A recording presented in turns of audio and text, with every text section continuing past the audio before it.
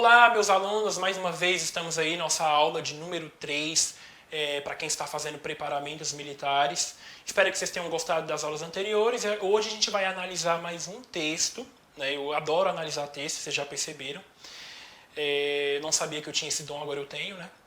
E depois a gente vai trabalhar aí uma parte gramatical, que é o will be, que eu falei que a gente ia trabalhar na aula passada, mas não deu tempo, então a gente vai trabalhar agora nessa aula de número 3, tá bom? Essa questão era uma questão muito legal, eu achei ela bastante legal, né? Nossa, professor, como é que você gosta de uma questão dessa? O tamanho desse texto aí? Sim, eu gosto, porque a gente vai analisando e a gente vai buscando entender aquela questão, isso é muito legal. Essa questão, você vai ter aqui que identificar a palavra, o significado da palavra lies. Vamos ver aqui, vamos entender. Choose the statement, escolha a alternativa da qual a palavra lies é usada com o mesmo significado no parágrafo 1. Então aqui no parágrafo 1, a gente vai ter que ler ele, né? Não é porque eu falei que não era para ler o texto, que era para ficar com preguiça de ler também. Vocês têm que ler, se não ler, vocês não vão conseguir entender. Então a gente vai ler aqui o parágrafo 1 e a gente vai tentar entender. Vamos fazer um resumo dele, tá bom? Então, nós temos aqui Military Operations in Megacities. Operações militares nas megacidades. Então, megacity, né, vem da palavra city, a gente tem a palavra city aqui. Quando a gente usa megacity, megacidades, as grandes cidades. São Paulo, Rio de Janeiro, Brasília. Então, a gente tem essas megacidades que a gente vai falar aqui no texto. The challenge of conducting future military operations within megacities. O desafio de conduzir futuros militares nas operações dentro das megacidades. Aí ele coloca aqui entre parênteses, cities with populations over 10 million. Então, cidades com populações acima de 10 milhões de habitantes. Lies in understanding the dynamic. Ok? Então, ela trabalha aí para entender a dinâmica e a multidimensionalidade das áreas urbanas, dessas áreas urbanas que nós temos. Então, nós queremos identificar aqui essa palavra, lies. Qual é o significado dessa palavra? A questão pergunta assim. Escolha, então, a afirmativa que essa palavra ela tem o mesmo significado. Nós temos aqui letra A, B, C, D e E e a letra F. Nós temos aqui uma sequência do uso do verbo lie, da palavra lie. Também pode ser utilizado como um verbo. Primeira coisa, a palavra lie, ela pode significar várias coisas no inglês. E aí eu trouxe para vocês o significado dessa palavra, porque vocês sabem que o inglês, né, algumas palavras a gente usa para muita coisa. Por exemplo, get. Então a gente usa o get para tudo, para pegar, para fazer. Então, para acordar, get up, para levantar, né? Então a gente utiliza algumas palavras no inglês, nós repetimos os significados, aí são vários significados na verdade. E a palavra lie também não vai fugir muito disso. Não se assustem, mas a palavra lie ela tem esses significados. Pode-se entender da palavra lie as seguintes definições. Eu trouxe para vocês verem e analisarem. Nós podemos colocar aí mentir, sim, deitar, posição, repousar e residir. Dentre outras palavras, né, porque não deu para colocar tudo aqui, não queria colocar tudo para não espantar vocês. Mas sim, e essa questão, ela é uma questão de interpretação. Às vezes, mesmo que você não saiba a palavra lie, o significado da palavra lie, você conseguiria identificar essa questão facilmente. Eu vou te mostrar como. Primeira coisa, nós vamos então analisar as sentenças de A até F. De A até E, né? Porque a F é não sei, então a gente vai identificar em nada não. Na letra A, a gente tem assim, he lies in the sun for too long. Meu Deus, professor, o que é que significa isso? Ele mente, ele deita, ele se posiciona, ele repousa, ele reside no sol, the sun. Então nós temos o sol aqui. For too long, por muito tempo. Então, O sentido dessa frase é, ele fica no sol por muito tempo. Gente, me diz o que tem a ver essa sentença com o primeiro parágrafo. Não tem nada a ver. Aqui a gente está falando de operações militares em megacidades, e aí está falando de outras coisas, do desafio que os militares enfrentam nessas áreas urbanas, como é complicado. Então, o que tem a ver essa parte aqui da letra A no texto? Não tem nada a ver, gente. Não tem nada a ver. Ele fica no sol por muito tempo. Tá, e daí se ele fica no sol por muito tempo? A questão não fala. A questão não fala sobre isso. Então, isso aqui é questão mesmo de ou você identificar o que significa a palavra lá, que são esses significados que eu mostrei, ou você captar uma informação muito importante, muito necessária, que depois que a gente analisar aqui você vai entender. Vamos lá para letra... Vamos aqui para a letra C. Vamos pular a letra B. Não quero fazer a letra B agora, vamos pular para a letra C. Aí a gente tem na letra C assim: I can tell from her face that she lies. Lies.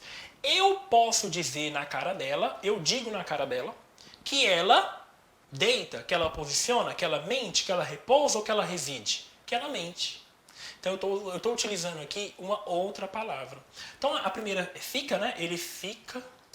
Basicamente vai ser assim, ele se posiciona no sol por muito tempo, ele fica no sol por muito tempo. E aqui a gente está utilizando mente. Mentir, o verbo mentir. I can tell from her face that she lies. Então eu posso dizer na cara dela que ela mente. E a gente tem a letra D. A giant crocodile lies in wait for its prey. Um crocodilo gigante, ele se posiciona, né, para esperar por sua presa. Então o crocodilo está lá esperando o momento certo para ele poder atacar. E aqui nós vamos utilizar como uma posição mesmo, né? Então a posição que o crocodilo se encontrou. É uma posição. Vocês observam aí que desde a letra A, C e D, nós estamos utilizando dessa palavra lie em vários sentidos. Por que essa questão ela ficou, né, meia pesada? Porque eu não puxei a palavra lie só para um significado, ou para dois. Eu utilizei ela para todos os significados aqui, para vários significados. Por isso que eu trouxe para vocês. E na letra E a gente tem: This item always lies over for a next meeting. Este item, ele sempre fica, lies over, é como se fosse fica, né? Ele sempre fica. Lembra do fica aqui, do sol? Então ele sempre fica, ele sempre se posiciona para a próxima reunião, ele sempre fica para trás. Então este item sempre fica. Então observa, gente, as sentenças elas não têm nada a ver com o que o texto está falando. Né? Sobrou a letra F. A letra F, gente, não sei, é para quem não sabe e vocês sabem.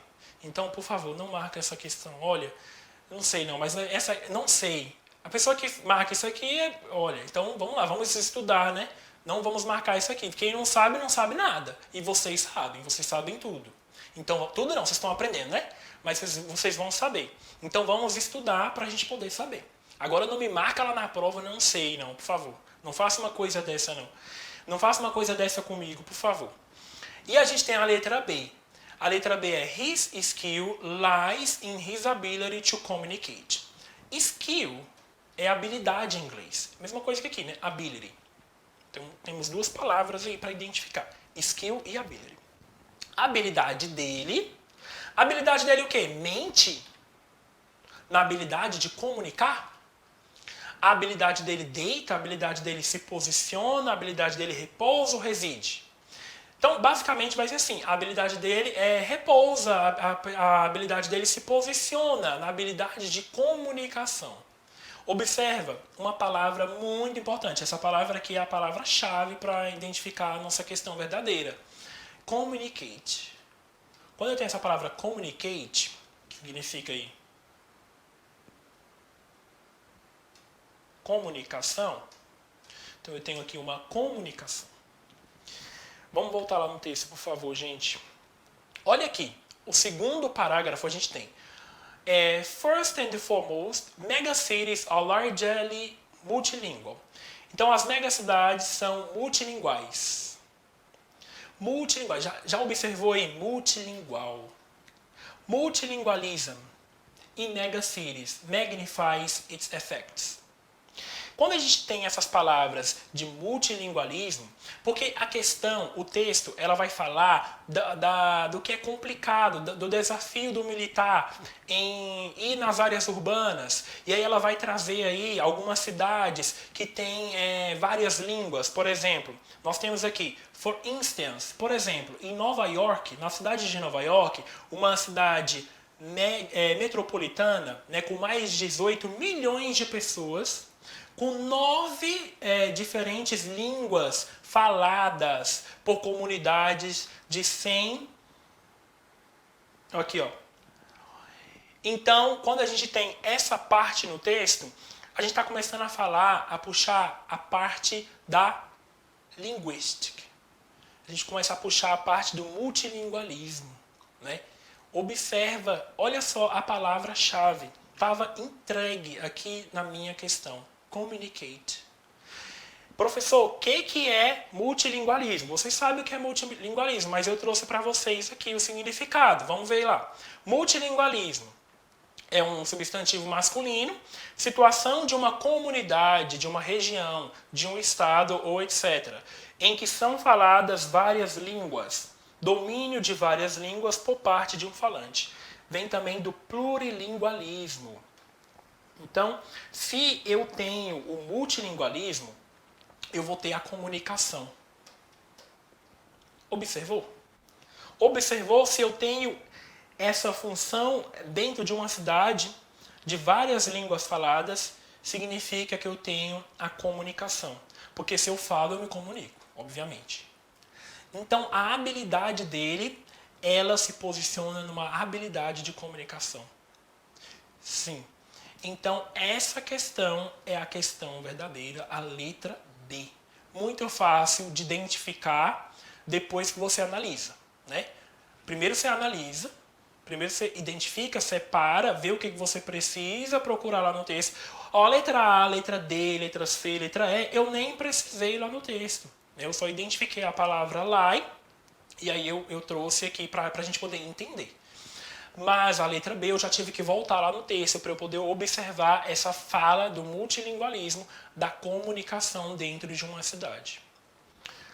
Então, com essa palavrinha, eu mato a minha charada, eu mato a minha questão aqui. Muito bem. Então agora a gente vai ver uma outra parte da nossa aula, que eu tinha prometido na aula passada, sobre o futuro do verbo to be. Né? É will be. Gente, aqui é um L, na verdade, né? É will be. Então, são 2 L's. Future will be. Na hora que a gente monta, a gente nem vê, né? Mas depois que a gente está lendo, a gente começa a identificar. Então, o futuro do verbo to be é o will be. E o verbo to be, basicamente, é ser ou estar. Eu estou, eu sou, eu estou no supermercado, eu sou professor. Só para isso. Tá bom? Não fica aí, verbo to be. E o futuro do will be é o que você será. Eu serei, eu estarei, ok? Basicamente isso. O futuro do famoso verbo to be é will be. Utilizamos ele para fatos que ainda ocorrerão no futuro próximo. Observe isso aí, no futuro próximo. E não fatos que ocorrerão próximo da ação se realizar. Nesse caso, utilizaríamos o going to. Esse futuro próximo, a gente utilizaria só o will, tá? Lembra daquela outra questão que a gente utilizou o will, depois veio o verbo, para mostrar algo no futuro? Então, esse futuro próximo seria o will be, né? E o going to são para ações que a gente vai realizar em um breve momento. E a gente pode utilizar o going to. E a gente utiliza o will be nas 3 formas, na afirmativa, interrogativa e na negativa. Vejamos a seguir essas 3 formas da língua inglesa que a gente utiliza o will be. Primeira coisa, eu tenho o meu sujeito, né? I, you, he, she, it, we, you and they. E aí eu tenho o futuro do verbo to be, que o futuro dele é will. I will travel. Eu vou pegar aqui um verbo travel. Vamos colocar aqui em cima, verb, que é o verbo. I will travel.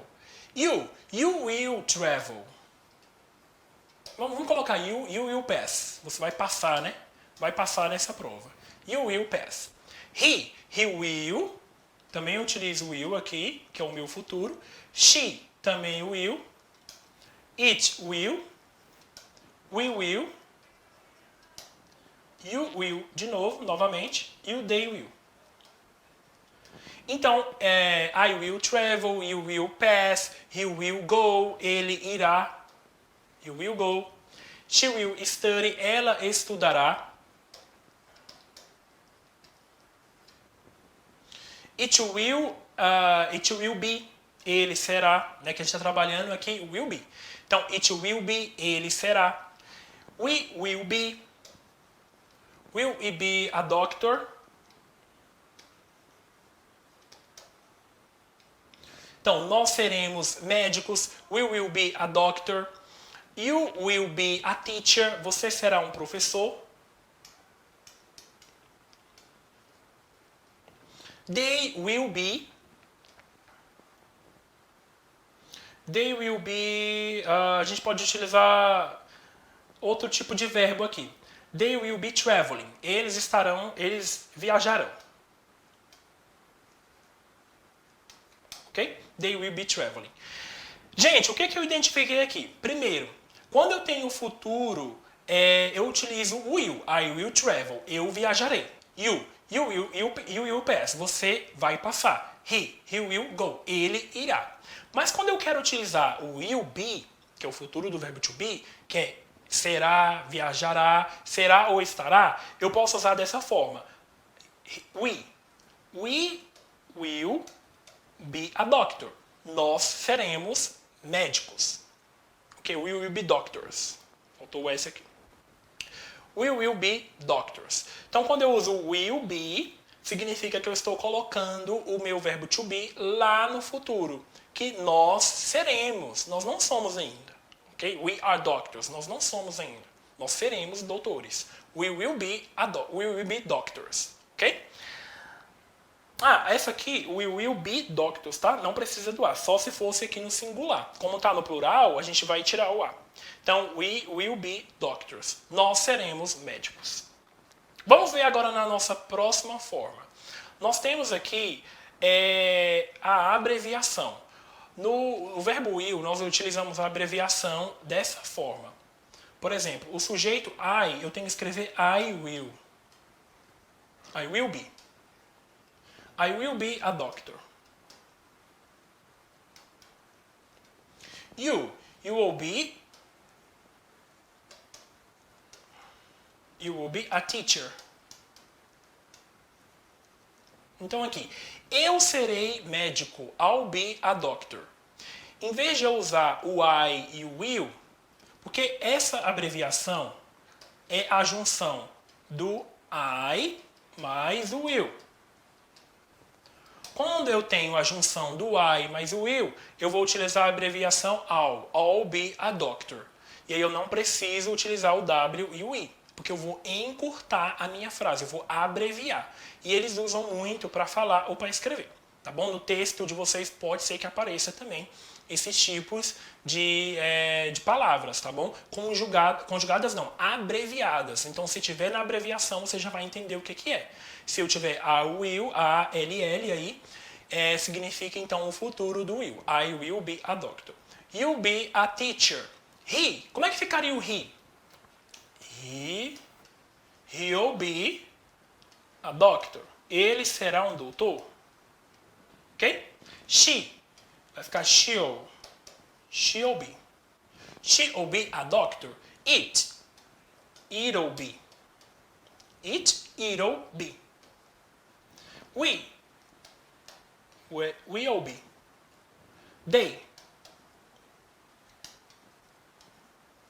They be a doctor. They be a teachers. They will be a teachers. Então eu posso usar a abreviação, tá bom?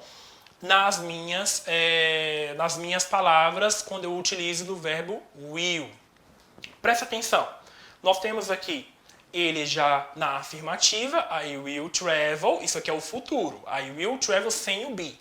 Quando a gente utiliza o be, significa que eu serei. Então, I will be doctor, tá bom? O meu verbo aqui é o verbo be. I will be doctors, nessa questão do we. E aí eu tenho aqui a abreviação, como eu mostrei para vocês. Logo, nós temos aqui a negativa. A negativa, nós utilizamos o futuro do be. Qual é o futuro do be mesmo? Qual é o futuro do verbo to be? I will not be. Então, essa aqui na negativa ficaria I will not be a doctor. Eu não serei médico. I will not be. You will. Então, eu uso will para todos. Tá bom? He, she, it, we e o they. Então, I will, you will, she will, he will, it will, not be. Todos aqui também entrarão o not be, porque eu estou colocando na minha forma negativa. E eu sempre coloco nessa forma aqui. Not be.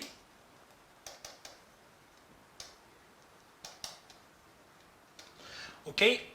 You will not be reproved. Você não vai ser reprovado, você vai passar. Então, a gente pode utilizar depois o complemento aqui em cima. A doctor, a teacher, o que for. Mas o importante é a posição que eu tenho que utilizar o will na negativa. I will not be. Professor, nós temos uma abreviação aí na afirmativa. Temos, essa é a abreviação, tá bom? Que eu mostrei para vocês. E agora a gente vai ver a abreviação na negativa. Meu Deus, tanta coisa. Sim, gente. Mas é fácil, tá? Não é difícil, é só questão de associar mesmo e relembrar aí como é que eu faço as posições do will. Então, como é que fica a negativa na abreviação para o verbo be, will be? I won't be. Então, quando eu quero, I won't be. Quando eu quero abreviar a minha negativa, que fica will,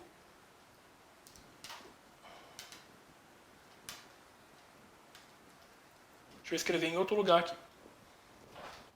Se eu colocar assim, will mais o not, nós teremos aqui won't. Tá bom? Então, will mais o not, eu tenho won't. Transforma-se no won't, quando eu vou abreviar. Ah, mas eu vi lá na prova will not, depois eu vi o won't. É a mesma coisa, gente. Will not, won't. Só que o won't está na forma abreviada.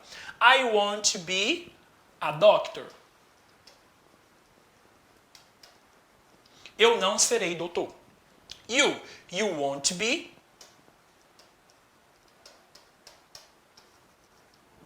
He won't be. She won't be. It won't be. Então, todos aqui, professor, eu vou ter que utilizar won't. Sim, é muito fácil, né? We won't be. They won't be. They won't be a doctor. He won't be. Pode escolher qualquer palavra para complementar aí. He won't be a secretary. Então, ele não será um secretário. Ele não será um doutor. Ele não será professor. He won't be a teacher. Não é o caso de vocês, porque vocês vão ser bem-sucedidos, com certeza. Eu acredito no sucesso de vocês. Então, você utiliza aí o won't, né, que fica na forma abreviada da negativa.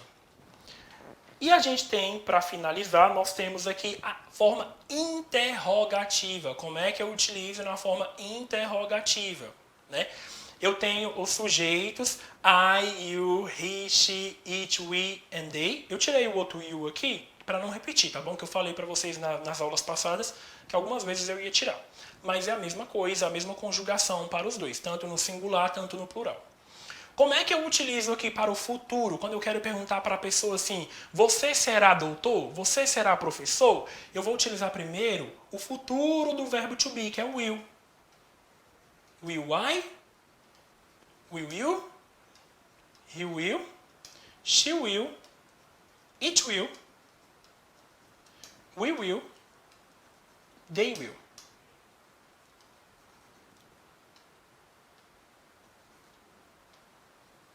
They will, ok? Will I be a teacher? Eu serei professor? E aí eu coloco lá a minha interrogação. Will you be a teacher? Will he be a teacher? Will she be a teacher? Então, todos aqui eu terei o be depois do meu sujeito. Observe a posição. Primeiro eu coloco o futuro do verbo to be. Futuro aí, que é will, né? Na verdade ele vai ficar separado aqui. Primeiro eu coloco o will, depois eu coloco que é o futuro, depois eu coloco o meu sujeito, I, you, he, she, it, we and they, e aí em seguida eu coloco o be, né? Will I be a teacher? Will she be a teacher? Então essa é a minha posição na interrogativa. Eu tenho que trocar, como eu fiz lá na aula passada com o have e o has, que eu também tenho que trocar quando eu faço uma pergunta. E aí eu tenho que utilizar o meu verbo auxiliar. Mas nesse caso aqui, eu vou utilizar apenas o will para fazer uma pergunta. Tá bom? Nas próximas aulas a gente vai ver algumas questões utilizando o will e o want, né? Eu acho que vai ser bastante importante para vocês trabalhar esse futuro, já que nas questões que nós vimos caiu muita coisa referente ao futuro, né? Want, will, nós observamos nos textos hoje. E também, pessoal, eu estou utilizando essa gramática aqui. Simplify Grammar, né, of English. É da Richmond, é uma gramática muito boa que eu ganhei da minha prima, até agradeço a ela. E eu estou acompanhando essa gramática, ela tem uma dinâmica muito boa. Seria muito útil se vocês também utilizassem algum tipo de gramática assim, que ajuda vocês bastante, né? Ajuda vocês na hora da prova de vocês. Então, tenham a gramática de vocês, para que vocês também não só assistam às aulas, peguem os macetes, mas que vocês também leem a gramática, porque ela vai ajudar bastante vocês que vão ter que interpretar textos, vão ter que entender um pouco de gramática, vocabulário, né? E de interpretação, coerência, coesão no textos em inglês. Né? Os textos são extensos e você precisa estudar. Se você não estudar, aí você não vai conseguir, mas precisa estudar. E eu acredito que vocês são capazes e vocês vão conseguir realizar isso, tá bom? Então, muito obrigado a todos, espero que vocês tenham gostado dessa aula. Próxima aula, nós vamos trazer alguns tópicos aí relevantes do que a gente já viu aqui, e aí a gente pode fazer uma revisão, tá bom? Muito obrigado, bom dia para quem está de dia, boa tarde, boa noite para quem está aí se organizando, tá bom? Então, tenham um ótimo dia, bons estudos para vocês, muito obrigado.